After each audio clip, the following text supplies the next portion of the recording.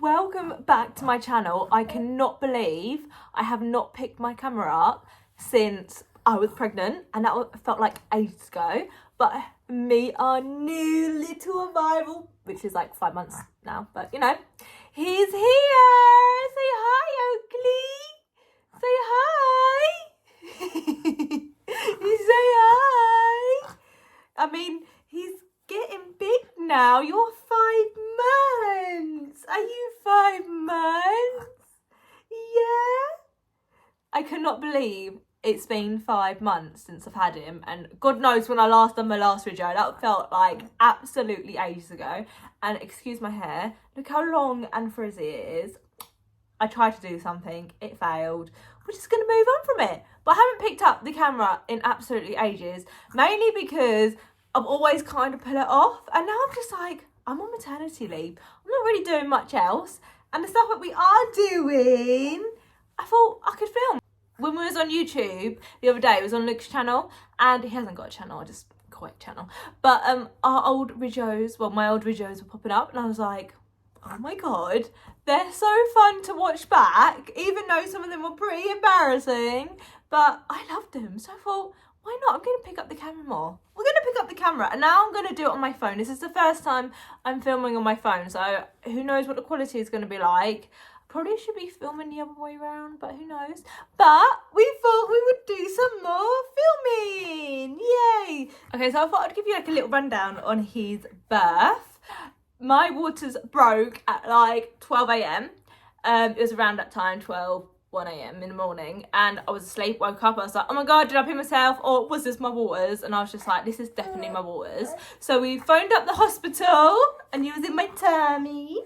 So we phoned up the hospital, and they said, basically they thought it was my waters, and they said I could either come in to get monitored now, or there's not much they can do because they have to leave it 24 hours. So they were like, just phone up in the morning and then you can come in the morning just to be assessed and stuff. So we went back to bed because we just thought, like, Sophia was asleep, and it was just, I had no other like symptoms. Obviously they said if you start getting any like labour symptoms and stuff, like to come in, but I didn't. It was literally just my water breaking. But like, as I was like getting back into bed, all over the carpet, more water came out. I cannot believe how much water came out. And the funniest thing is, with the amount of water that came out, I still had to have another bit of my waters broken, but that's further in the story. So I obviously had my waters were breaking. Next morning happened, I could hardly sleep because I was like, oh my goodness, a contraction's gonna start, a contraction's gonna start, and they never did. And I was like, no. Especially with Sophia being so fast, I thought, they're gonna come, but they didn't. So next morning, I took Sophia to my mum's house, so we got to the hospital quite quickly, and they checked over, and they were like, yep, that's definitely your waters. I had like pads on, and I'm not joking, the pads kept soaking and soaking and soaking. But like when we first went to the hospital, I was in the bathroom because I had to do a urine sample, and my phone was in my pocket. And I dropped it and I smashed my screen because I was in such a panic. I was like, oh, it's happening. It's going to happen soon. You're going to be here soon. So, yeah, that happened. And then we went to Tim Hortons for breakfast, just me and Luke. We thought, might as well. We have like 24 hours to kill, basically, because we wasn't going to be...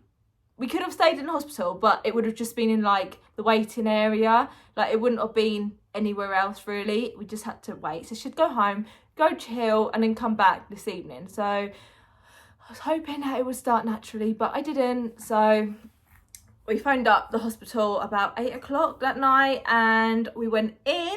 Yes, we did. And they basically assessed me again, and still nothing was happening. So, do you know what? I can't remember the right... I can't remember what they gave me, but they gave me something to basically kickstart labour. I won't go into graphic detail what it was, but I can also not remember what it was called, and it was so uncomfortable. But, you know, it didn't do anything because that night we was in hospital, nothing overly happened.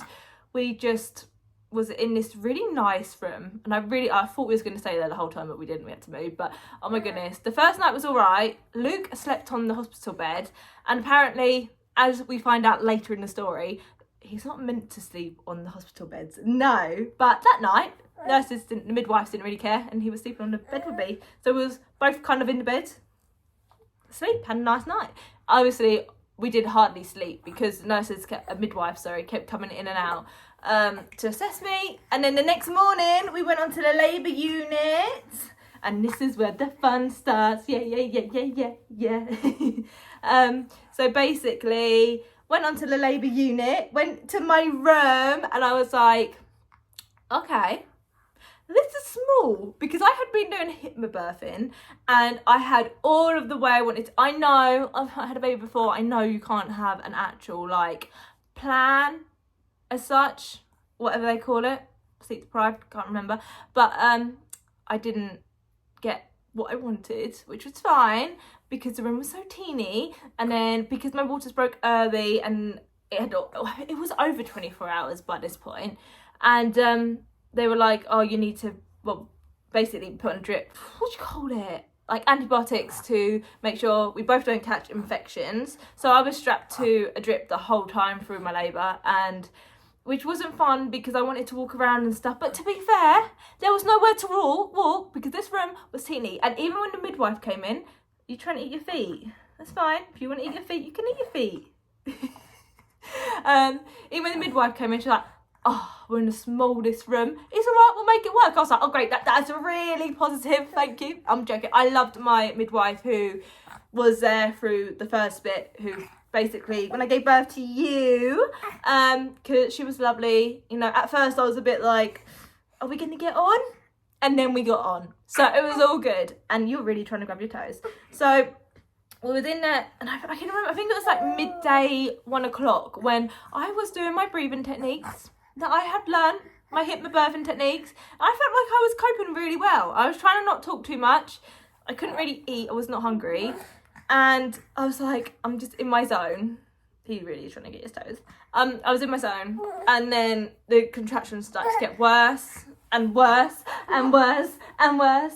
And I was just constantly getting monitored. Constantly people were coming in and out and in and out. In and out and in and out. Sorry, you're so distracting. Aren't you? You're so distracting. Because obviously they needed to make sure that he was doing okay with my waters breaking so early, and then his heart rate went up, I think, quite dramatically, and that was a scare for them. I'm not gonna lie to you, this is when the pain started to get really bad. So I'm in and out, I'm not even gonna lie, I can't remember some of it. It's but Luke can, and he's told me all of it. But yeah, his heart rate went up dramatically, and then doctors just kept coming in and out and in and out to monitor him. And there was almost a chance at that point where it would have had to go into for emergency C-section, but I think it just carried on stabilizing, or it went down. But basically it was fine, and I was on the gas and air, and I'm not joking when I say this, I felt drunk. I felt like, when you could black out drunk and you can't remember what happened? That was me, because I was like, I need an epidural, because I needed an epidural by this point. I was like, I give up, okay? Hypnobirthing out of the window, wasn't it? It was out of the window. I didn't want to do it anymore. I was like, just give me an epidural. I was so against epidurals. I'm not against them, but I was against having, I'd done it with Sophia. I wanted to go without one. I was like, you know what? No. I'll have an epidural, thank you. And, she was like, I couldn't keep being, they couldn't examine me a lot because of the risk of infection. And so they were like, well, you could be 8 centimetres. Are you sure you want to have it? And they were like, I was like, yeah. At this point, you don't know I'm 8 centimetres. We're just guessing here. We're just guessing, okay? The pain is intense. And I don't know if the pain was more intense with, my waters breaking early and everything, just, I don't know. It probably doesn't. It's just obviously labour. But, oh my goodness, I was like, epidural. I was on gas in there until the epidural people came in. I'm not joking. About 5 people came in the room. And this was a teeny room. So we were constantly getting people coming in and out. And one thing of hypnobirthing, you meant to say you only want a few, you're meant to have as little people in the room as you can. It's meant to be you and your partner and maybe one midwife come in to, give birth stuff. But because of the infection rate and everything, and his heart. I think my heart done something at one point, I can't remember, because there was about 3 times there was almost an emergency C-section. I'm so glad that I didn't have that. You want to say hi? You want to say hi? Say hi, excuse me. I need to be center of attention. I need to be center of attention. What was I getting at? Oh yeah, so I'm guessing there, and yeah, I felt like I was blackout drunk, and I was squeezing. I thought I was squeezing Luke's hand. Turns out I was squeezing the poor student midwife's hand, because they asked me if I wanted a student midwife, and then I was like, you know what? At this point, have it, because everyone is seeing all my bits. Yes, they were. They were coming in and out. I was not in a good place, so I thought, you know what? Have a student midwife. You can come in. You can come in. So this poor, like this, she was only young and she was really nice, but I was squeezing her hand so goddamn hard. I was squeezing it so hard. I was going squeeze. And yeah, and it wasn't. I must have, the gas and air must have went off a little bit, and I was like, oh, this ain't Luke. I was like, oh, I'm sorry, but anyway, I had the epidural, and I think I'd have like about 3 doses in the end of the epidural, like the stuff that they put in, because it didn't work the first time. Like the pain was in like my leg. I think it was like my right leg. I was like, wow, like the pain's gone from one area and now it's in my leg. Like, how can you have pain in your leg? It was insane. But we had that, and then, oh, what's the matter? And then they were like, oh, it's almost time to push. And we went to the toilet to try and go for, you know, the toilet. And if I couldn't go, I'd have to have a catheter. And then I had to have the catheter. And then I had to have the catheter. I had to have the catheter. I think I played it wrong. But it was, everyone says it's not present, but I can't really remember it. I'm not going to lie. I'm not going to lie. I can't remember it. Anyway, long story short, because we ain't got much time left. Started to push. Mummy wasn't pushing very well, was she?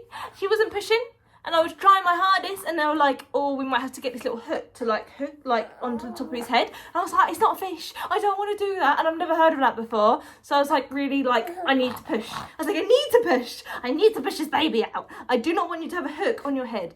And luckily enough, they could see loads of your hair. Are you gonna show them? Do you want your hedgehog? Hi, hedgehog. You love your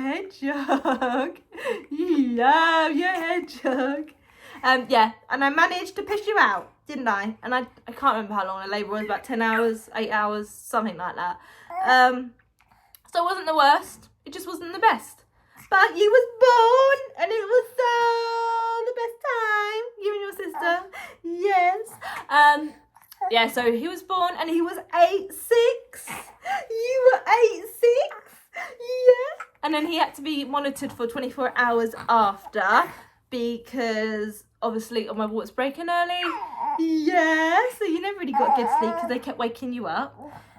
And then we was in hospital for about 3 nights altogether. So 2 nights. The first night obviously just happened before I gave birth, and then we was in the hospital another 2 nights, or was it 3 nights? Can't remember. I think it was 2 nights. They thought he had a heart murmur, but the heart murmur closed. He closed, didn't it, by the last day? He wasn't peeing because I wasn't getting my costume in, and you wasn't getting fed, and I felt so bad. That's probably another video in itself, so I'm not going to mention that now. But yeah, he wasn't peeing. He had to have a bit of formula, and then he peed. But that's the only bit of formula you've ever had, because he won't take a bottle now. And he just, my milk's coming. My milk came in, and it was fine. That will be another little video, I think. Yeah. And then you was born, and then you met everyone, and you met your sister. I know you love your sister, and your sister loves you.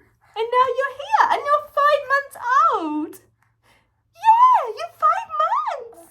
So that was the birth of little Oakley. And we always knew his name was going to be Oakley. Well, we didn't always know. His name was actually going to be Hunter. No, what? What? Where did that come from? No, his name wasn't going to be Hunter. It never was going to be Hunter. It was going to be Hudson. I'm so sleep deprived. Where did Hunter even come from? Yeah, I know. Okay, well, we're getting a bit restless now.